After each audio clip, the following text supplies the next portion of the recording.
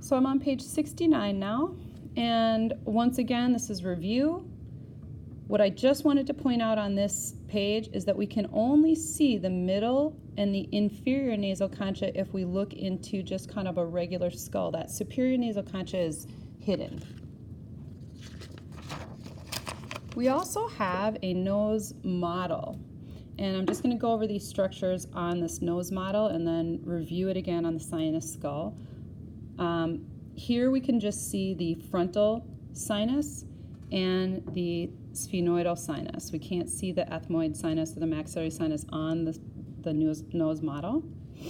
And then we can see these two bones, and this is cartilage, so this whole thing forms the septum, which divides the right and left sides of the nasal cavity. So the more superior bone is called the perpendicular plate, and then we can see the vomer bone real easily right here. And then once again, this is what it looked like on that sinus skull. I already pointed this out. This is the perpendicular plate and the vomer bone. We can see all three concha on this nasal model, or the nose model. So here's the superior, here's the middle, and here's the inferior nasal concha. You can skip page 72. I'm not going to be testing you on these structures on the head model on this exam. So you can cross that out. You can use it for reference. I'm also not going to be testing you on the middle ear bones, page 73. We're going to get to those when we get to the special senses at the end of the semester. So you can skip that.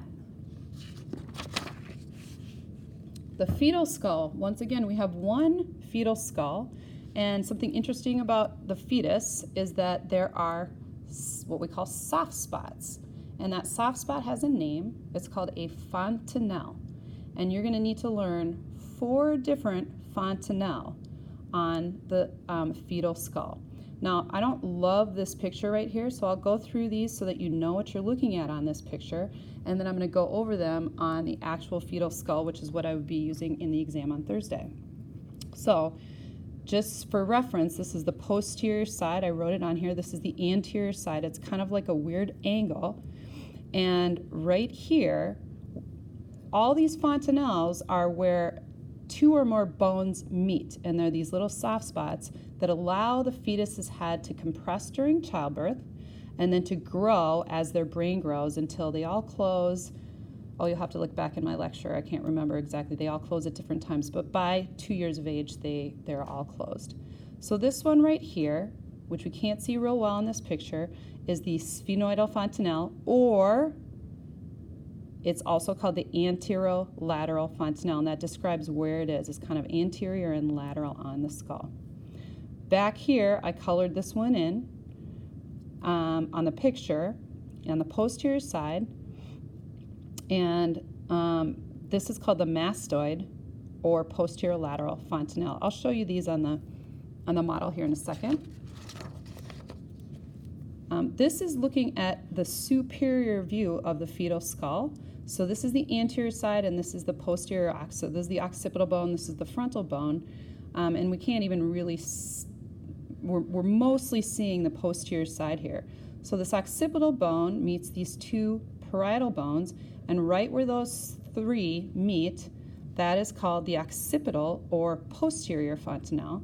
And then the really big fontanelle is on the top of the head. Everybody knows babies have a soft spot on top of their head. This one is quite large, and that one is just called the anterior fontanelle. Page 76, this one is pink on the model. So I'm gonna grab the skull now and show you all these fontanelles. So first we want to just see, we don't have the mandible on this fetal skull, but you see how small it is, and we can see really easily that anterior fontanelle, okay? Then I think the next easy one, this one it has a little pink dot on it, and this one is called the posterior or occipital fontanelle. That's on those 2 are on page 75. And then here are the ones that are on page 74 that are a little bit difficult to see. So here's the lateral view, and we can see 2 fontanelles right here. Okay? One is the sphenoidal or anterolateral fontanelle right here. And then one is back here closer to where the mastoid bone is going to develop, and that's called the mastoid or posterolateral fontanelle. Once again, on an exam, you can pick either name as long as you spell it right. So pick which one you want to memorize because there's more than one name. I wouldn't suggest putting both down unless you're a super speller. Maybe you are.